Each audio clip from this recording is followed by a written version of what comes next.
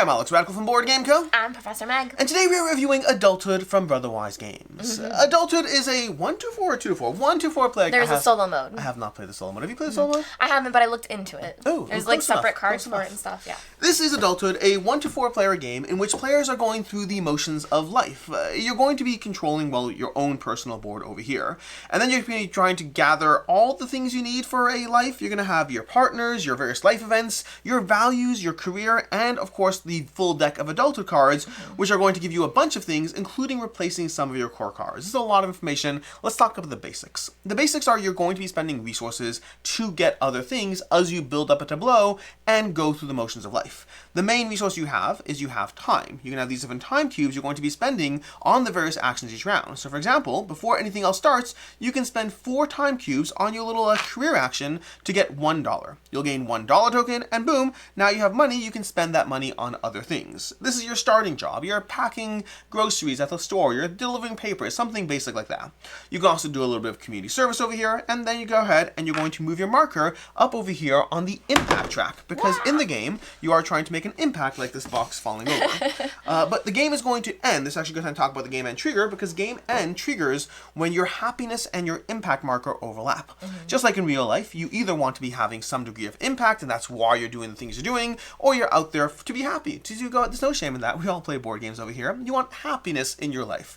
And to that end, you have a happiness track, which different things will move up the track, and you have an impact track. And when those two markers cross each other, that will trigger the end of the game and also be the main starting point of your score, adding those markers up. To that end, we also have our happiness. Down here over here, we got happiness. You can spend 2 points on leisure, watch your favorite Netflix show, binge a little bit of Arcane or something like that, and then boom, you got a happiness point. You can do what you want. You can be playing a board game. You can be playing Adulthood for your happiness or your leisure time. Then we have your wellness track. We are out of time, unfortunately, because this is where the game is very thematic to life. We are already out of time. We couldn't do everything we wanted to do. You want to work, you want to do some community service, you want your leisure, and you want your wellness. Something's got to give, and this time around, it was the weights. But had we spent that time here, we could spend 2 time units to gain energy, which will be one of the currencies of the game. So we have money and energy, which are your 2 main currencies in-game, outside of time itself. And then you have happiness and your impact and your happiness, which are the 2 main ways you're trying to win the game. That's the basic idea of what you're trying to do. You assign your resources, and players can do this simultaneously to a degree. Then you resolve the actual resources. That part cannot be simultaneous as you get various things. And then each turn, you're also going to gather a new card. The cards represent the various things that you're going through in the game. You see, you have all these cards over here. Some of these cards replace basic things. So for example, right now, leisure for me involves binging a little Netflix. But perhaps I draw this card, paying a money and a energy in order to put this card, and I'll take this card and place it down over here, which will give me a new thing that I can do in the game. Instead, my leisure now is painting. And over here, I can spend time units to get happiness and energy, or more time units to get happiness and money. A little bit of commissioned work, but it's also the thing that makes me happy. And so you can replace your basic abilities, or at least your main abilities over here. There's also abilities down here we haven't heavily gotten to. These are things like spending your money to get more impact. Alternatively, you can also go ahead and get a career card with your interview. You can draw a new career or get promoted in your career. You can date, getting a partner, or possibly getting married if you're a grown-up. And then you can meditate to reveal or replace values. Values are basically going to be endgame scoring. There are things you do in the game. So for example, if you draw a value card over here, there are things you can do. We have balance. At the end of the game, gain happiness for each 2 energy you have left. If you haven't expended all your energy, you've achieved balance. These are different cards you can get that will give you endgame ways to get extra points in the game as you play through it. The career we kind of loosely touched upon. Career is going to be these career cards out there. They don't come from this deck, but they are going to replace your main career over here. But they give you something else you can do better and more efficient than your starting resources over here. So for example, if you're an engineer, you can get 5 energy, 5 time to get 3 money, which is a much better ratio than the 4 energy, 4 time for 1 money. And if you get promoted, you can go ahead and spend 4 time to get 4 money, an even better trade-off, but at the cost of having to have been promoted and to go through that stuff there. And then lastly, we have life events and partners. Life events are going to be things that happen as you cross certain thresholds on these time markers over here. So for example, we have this life event over here. It's a New Year's resolution. On your next turn, you can spend at least 3 time on wellness in order to go, and you can spend at least 3 time on wellness. You have to go ahead. This is something you have to do in this case, putting it on wellness. In this case, this person's trying to lose a little bit of weight over there. And then lastly, we have partners. Partners we talked about from the dating. You can draw a new partner or get married. And these will be different partners you can have on the board that will go to the side and give you, you have a chef as a partner. They're often categorized by their career as opposed to anything else, but your partners will give you something else you can trade money or other things you can do in the game. And then in this deck, we kind of loosely touched upon it, but we have cards that will replace, your painting or your wellness, but you also have other cards that will go into a little bit of these little traits over here that you'll have this effect over here on an ongoing basis. You'll get these one-time benefits from these various cards in the game. That is basically how you play through Adulthood. A few small things we didn't touch upon, some sequencing things, something like, there's debt on happiness and impact you can get, which you'll pay at then. Did you touch on the set collection? No, not yet. Okay. You want to touch on something? I do think that part's a little bit important. Go for it. Because that adds like a bit of a layer to it. So there's also set collection in the game where for the different things that we were describing, they give you these different tags. So for example, looking here at the board where Feeling Inspired has a painting tag, you actually, Alex, wouldn't have been able to take this without having that tag somewhere else in play, I believe. Yep. So those will also add to your endgame scoring, but it also helps with what you're able to unlock because it kind of shows that you're mastering certain things that you can't achieve a certain thing without having a little bit of the skill toward it first. Yeah, this actually is very relevant to the review part, which I guess we could dive into because my thoughts and opinions will come out as long with that. But let's dive into the review. Let's talk about our thoughts on the game. Meg, what do you like about the game? So, what I like about the game, and this is a very general thought, but this is Life, the board game for board gamers. Yeah. It really is. That I grew up loving Life. It was something that I really enjoyed. That getting to live through the different choices and like what occupations you would do and things like that, I really, really loved.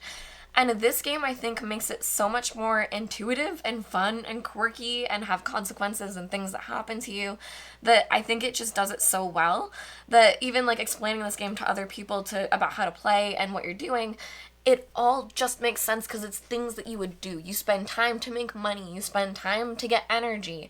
And like I was saying, like the things that lead into others, I just think it's all so intuitive.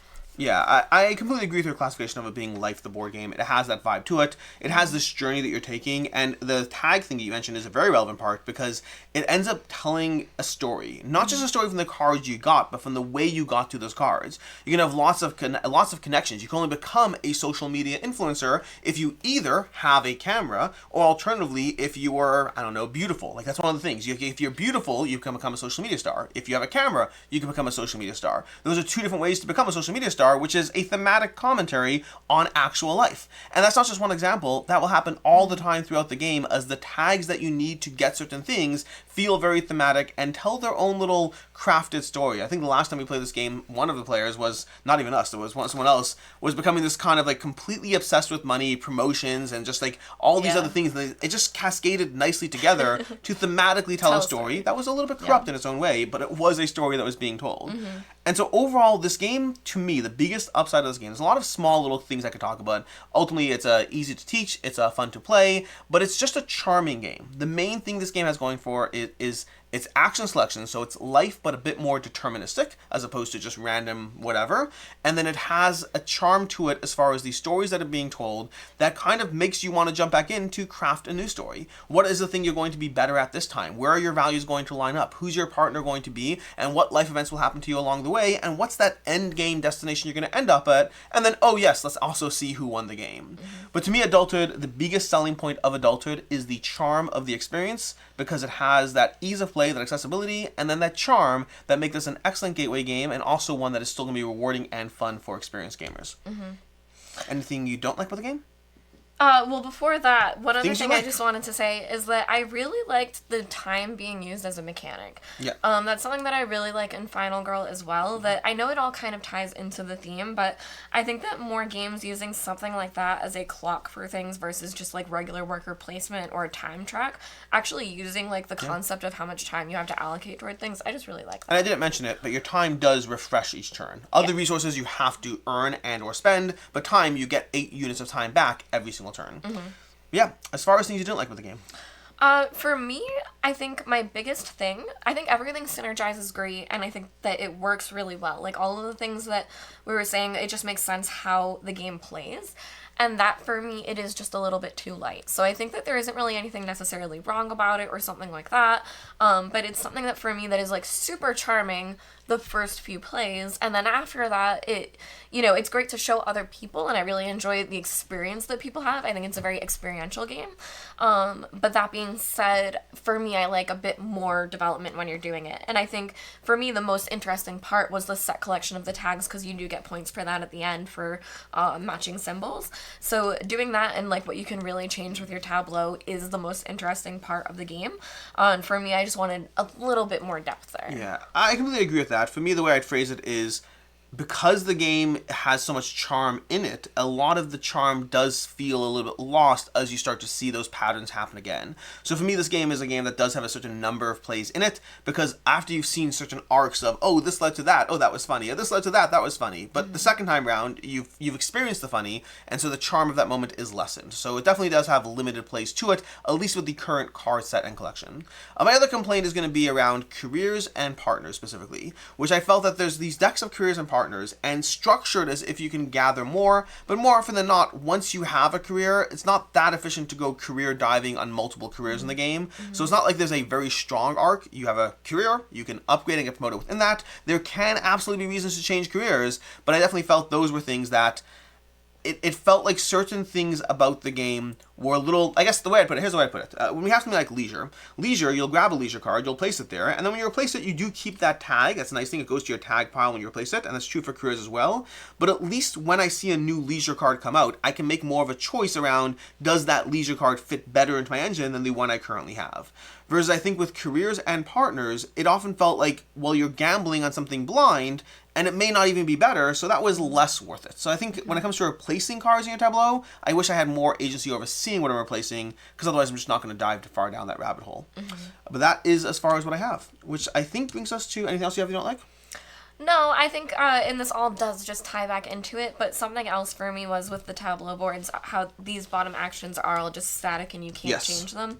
I think something that may have changed the depth for me is if you could flip it and have asymmetric powers or something that are just a little bit more detailed. But or even an expansion that gives you all these new abilities. Yeah. All you'd have to figure out how to not get clogged, in which you didn't, just little tokens, you place them over. Little carbon tokens.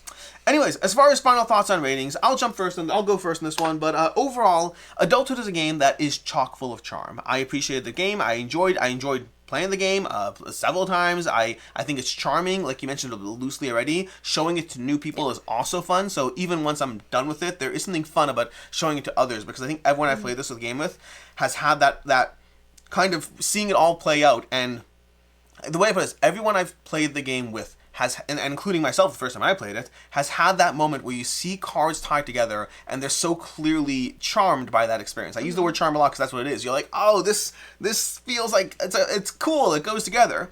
Mechanically speaking, I think the game is definitely on the lighter side, but as a full package overall, I'm coming in at a 3.5 out of 5. It's a very charming game, one I definitely recommend trying if you're able to. Whether or not it's a keeper for you might depend on your weight class of the game you're looking for, but it's definitely one that I thought was a lot of fun to experience. I feel the same way, and I think, with the holidays right now, I think that this is a great game that's to bring to, like, family parties and things like that, to have people experience it, have the stories happen, and then it's a great gateway to turn them into games that have a bit more depth, that have, like, a similar feel to it. And again, I do think it's very approachable and easy to teach, that everything makes sense. You're spending time to get money and things like that. So I think for family to learn that, I think it's a really good choice. For me, I'm also going to rate it at a 3.5. I think that it's really, really great to get people into board games. Yeah. As far as other game recommendations, for me, the game that this was most reminiscent of is a game called The Pursuit of Happiness. It's another lifestyle board game that has a lot going on in it, tons of expansions, tons of things. But if you like this kind of experience in a board game, definitely check out that as well. For me, I'm going for like a thematic suggestion, but I'm suggesting Gloom, the card game. Gloom is a card game with clear cards where you are trying to make your family the unhappiest family instead. So you're having them killed and have these tragic events in all different kinds of ways. So it's the opposite of this game, but it's a very similar feel where you're trying to have these different events happen and see how it affects you by the end of the game. And in any case, until next time, I'm Alex Radcliffe from Board Game Co. I'm Professor Nick. And have a good one. Bye.